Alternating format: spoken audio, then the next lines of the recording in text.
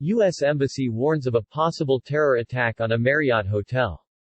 In the alert issued Sunday night, U.S. Embassy staff in Pakistan also were ordered to refrain from non-essential travel. The alert is in effect for the entire country, according to the embassy.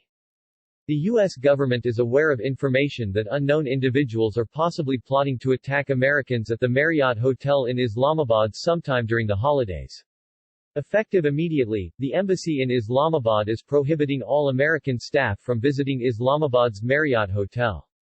Furthermore, as Islamabad has been placed on a red alert citing security concerns while banning all public gatherings, the embassy is urging all mission personnel to refrain from non-essential, unofficial travel in Islamabad throughout the holiday season, the embassy said in a statement. Meanwhile, Britain's Foreign, Commonwealth and Development Office (FCDO) also issued a travel advisory barring its officials from visiting Islamabad's Marriott Hotel citing a possible attack. During the U.S.-led invasion of Afghanistan in 2001, the Marriott Hotel Islamabad was perhaps the most protected hotel in the world. It is believed that the hotel had housed U.S. and NATO forces and therefore had a highly trained security staff and state-of-the-art security system in place. In September 2008, a truck filled with heavy explosives and chemicals exploded in the courtyard of the hotel after it rammed through the gates of the hotel. At least 54 people were killed and 266 were injured in the incident. 2 U.S. military officials who worked for the U.S. Embassy in Islamabad were among those killed in the 2008 attack. Also killed were the Czech Republic's ambassador to Pakistan, Ivo Zidarek, along with his Vietnamese counterpart. Because of the possible terror attack, the Federal Capital Administration on Friday banned all types of gatherings for 2 weeks and declared a state of high alert throughout the city. Intelligence agencies also have warned about the presence of another suicide bomber in the Twin Cities metropolitan area of Rawalpindi, Islamabad, according to sources. The warning comes days after the Pakistan Army Elite Strike Forces on December 20 killed at least 25 armed militia members from Tehreek-e-Taliban Pakistan (TTP), also known as the Pakistani Taliban, who seized the counter-terrorism interrogation center in Banu district, in Pakistan's Khyber Pakhtunkhwa province on the border with Afghanistan. The TTP operatives took as hostages the staff of the counter-terrorism center and demanded a safe airlift to Afghanistan along with their imprisoned members in return for the release of the prison staff.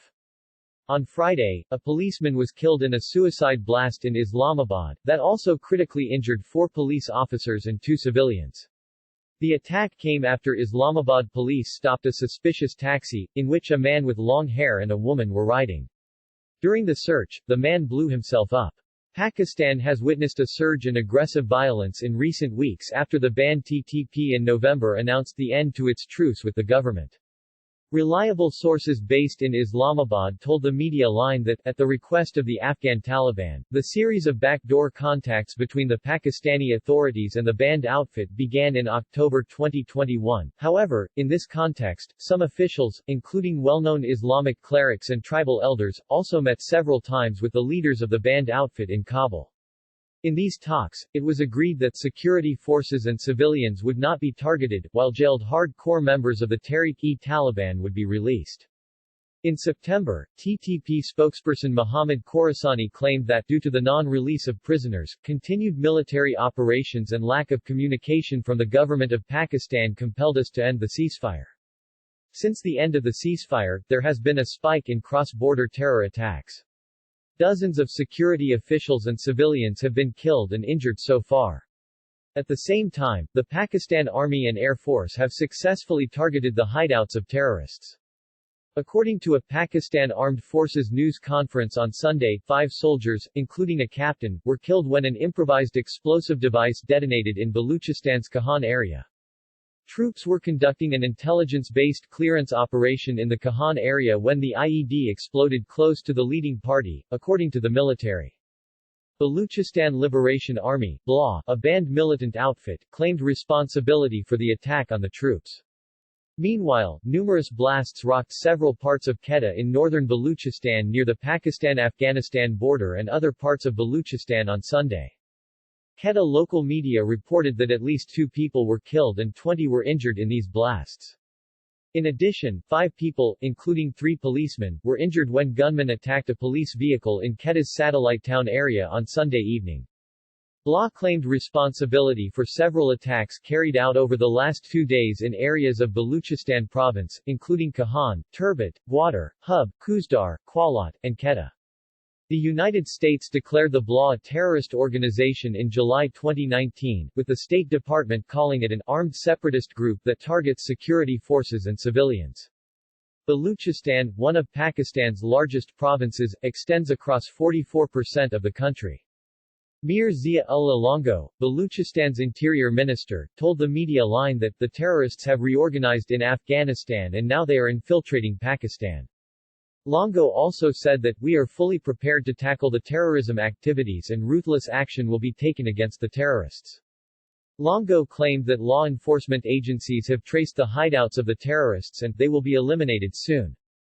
Pakistan Strategic Forum (PSF) is an Islamabad-based think tank that manages the domains of weapons intelligence, threat matrix, national security policy, conflict analytics, OSINT, aerospace, diplomacy, warfare, and combat tactics. The media line spoke with Walid Parwez, Director General of PSF's Open Source Intelligence and Strategic Communications Directorate (DGO&S). Parwez told the media line that the group monitors chatter from the TTP's internal messaging systems and recent conversations between their top and middle-tier leadership shows that they are now bold enough to attack even the major cities of Pakistan with suicide bombings. These talks and internal directives have been ongoing for the past 6 weeks, evidence of the fact that the CIA has passed intelligence to the American Embassy of incoming attacks in Islamabad. Parwez said that these terrorists are directly supported, financially and logistically, by a nexus of Indian intelligence and some breakaway fringe elements inside the Afghan Taliban. He told the media line that the strategy was adopted to keep terrorist activities on a low flame as part of the guerrilla tactic of bleeding by 1,000 cuts, but now there are signs that the insurgency has maybe even slipped out of their hands, become so high intensity that Pakistan is forced to pursue wide-ranging and direct military action against the TTP and other anti-Pakistan terrorists on Afghan soil. Parwez also noted that the tried and tested mantra of the Afghan Taliban viewing the TTP's resurgence as something that happened entirely of their own accord without the Kabul's indirect support, and blaming chain of command deficiencies when Taliban border units attack Pakistani forces are fast getting to be a worn-out and old excuse and patience is running out. The looming threat will not, and cannot, be ignored by the state of Pakistan. Since the Taliban took over Afghanistan in August 2021, the TTP has so far carried out more than 400 attacks against Pakistani security personnel and civilians resulting in numerous deaths and injuries across the country, according to Parwez. Irina Sukerman, a New York-based national security expert and a South Asian expert, told the media line that one of the reasons for the reports of terrorists targeting Islamabad's Marriott Hotel is that the U.S. officials always urged Pakistan to bring extremists to the court of justice, but unfortunately Pakistan seemed unwilling to bring extremists to justice by previous attempts on lives of American citizens, such as the acquittal of terrorists responsible for the murder of the Wall Street Journal reporter Daniel Pearl. She further told the media line that the U.S. government views Pakistan as a hotbed of radical activities and gathered intelligence points to the fact that the extreme sentiment among these groups is not being systematically curtailed and rolled back by the Pakistani government. The militant groups know very well about the American stance on terrorism, so targeting U.S. interests by extremists is a known fact.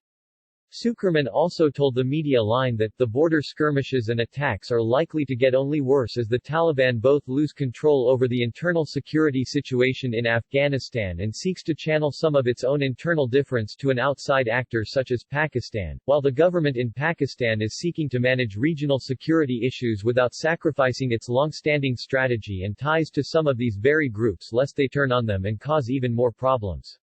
She noted that, if Pakistan does not regain control of internal security scenarios, it may eventually become too volatile for U.S. diplomatic bodies to function and the U.S. will have to significantly curtail its presence or withdraw altogether.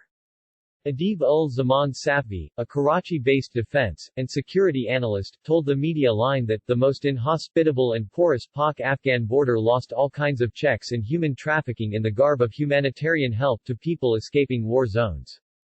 It is a bitter reality that, since the regime changed in Pakistan, the country has seen a gradual increase in militancy, and this is due to the fact that the present coalition government remains incompetent to engage the Taliban government in Afghanistan, he said, adding that the seriousness of the current regime can be determined that since taking charge in April 2022, Pakistan's Foreign Minister Bilawal Zardari has not visited Kabul yet, which must be done at the earliest. Jazib Mumtaz, a Karachi-based senior research economist and analyst at the Policy Research Unit, Federation of Pakistan Chambers of Commerce and Industry, told the media line that the recent rise in incidents of terrorism has sent shock waves across the region. The hostage situation in Banu and the suicide attack in Islamabad are just the tips of the iceberg. Mumtaz further told the media line that political instability already playing havoc with the country, a rise in terror would further damage the economy as foreign investors would hesitate to invest. Mumtaz added that the U.S. Embassy has already announced a travel advisory for its staff and citizens in the country which may create an adverse impression on the already dwindling economy. The state apparatus should react immediately to tackle the situation. The Hotel E-Plains Islamabad on its website. Welcome to the Islamabad Marriott Hotel. Situated in the most beautiful and green city of Pakistan, Islamabad, the capital city, has been ranked second in the list of the world's most beautiful capitals. The city is blessed with breathtaking natural wonders alongside great infrastructure which is an added attraction for foreigners and tourists. Pakistanis are known for their warm welcoming nature, and we take pride in serving our guests. The five-star International Islamabad Marriott Hotel is located at the footsteps of the iconic and famous Margala Hills and is within proximity to Rawal Lake, the city center, hiking trails, and Pakistan Secretariat on Constitution Avenue. Owing to the great location, the hotel is just a short ride away from the cultural heritage sites such as Saidpur Village, Faisal Mosque, Lok Versa, and Shah Ala Dida Caves. It takes less than an hour to commute between the hotel and Islamabad International Airport, and an airport shuttle service is available on request. Copyright and source, by Arshad Mahmood, The Media Line.